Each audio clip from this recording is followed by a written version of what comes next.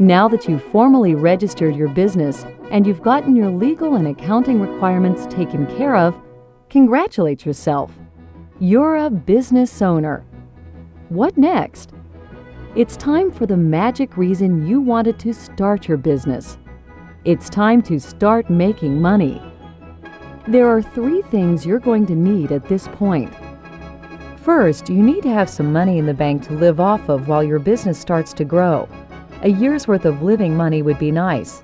If you can't do that, you should start your business part-time while still keeping your full-time job. The second thing you need is a place to do business. If you're selling retail goods, that means you need a store. If you're not a retailer, you need a telephone. The third thing you need is a way to let people know you're in business. That's called advertising.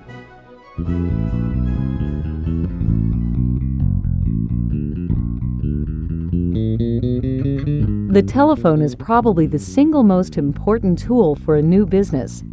You're going to be spending a lot of time on it, so get used to it. There are 2 reasons you shouldn't try to use your personal phone. First, you don't want your kids answering it and having a customer on the other end. Second, and more importantly, by not having a business line, you miss out on one of the greatest values the phone company gives you: the yellow pages.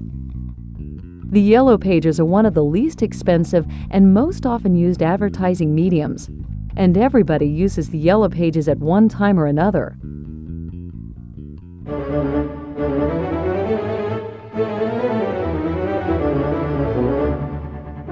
There are 2 major types of advertising. Which type you use depends on the product you sell. The first type of advertising is sales-generating.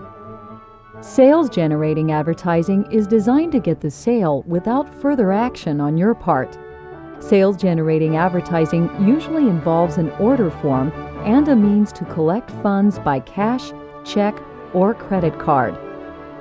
The second type, inquiry-generating advertising, is designed to get your phone to ring. This type of advertising is used for big-ticket items and service-related sales. With inquiry-generating advertising, the customer generally can't fill out a form and send in their money.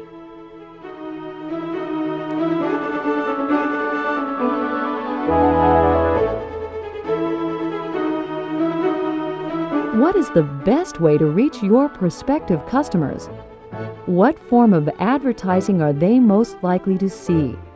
What form of advertising are they most likely to respond to? Advertising is part science and part art. There is no way to tell in advance what will or won't work. Experienced advertisers are constantly trying to measure their successes, fine-tune their advertising messages, sharpen their delivery skills, and spend as little as possible while they're at it. There are 3 basic ways your advertisement can be delivered. Each way is defined by the way it is received. First, it can be read.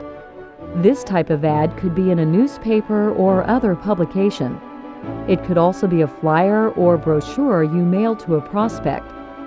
A successful written advertisement has a catchy headline that instantly grabs the reader's attention and causes them to continue reading the rest of the ad. The second type of advertisement is one which is intended to be heard. The most common form of listening advertisement is the radio commercial. Radio commercials are typically sold in 30-second and 60-second segments called spots. Radio stations will tell you the key to success in radio advertising is repetition. In other words, you can't buy one spot and expect your sales to dramatically increase. Repetition is very important in all forms of advertising, not just radio. But it's also important to repeat your advertisement at a time it will be heard. If you are advertising a product sold to businesses, you may want to air your radio spots during drive time. Drive time is radio station lingo for rush hour, when your prospects are driving to work, hopefully listening to your advertisement on their radios. The radio station may try to sell you a package of airtime with a certain percentage during drive time, and the rest of the airtime spread around the clock.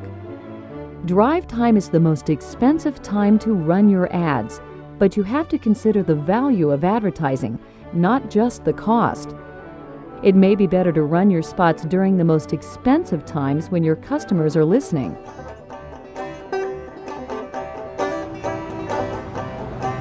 And now, this word from the front combat lines. We've made major progress against the grubs today thanks to Diazinon Applications by Peggy Smith from A1 Lawn and Landscaping. Here's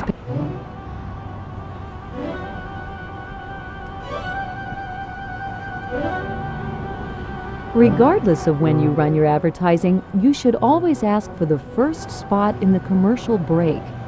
That's because many listeners reach for the dial and change stations during commercial breaks. If yours is the first commercial in the break, your chances of being heard are greater. You better make the ad attention-grabbing because listeners are quick to change the channel.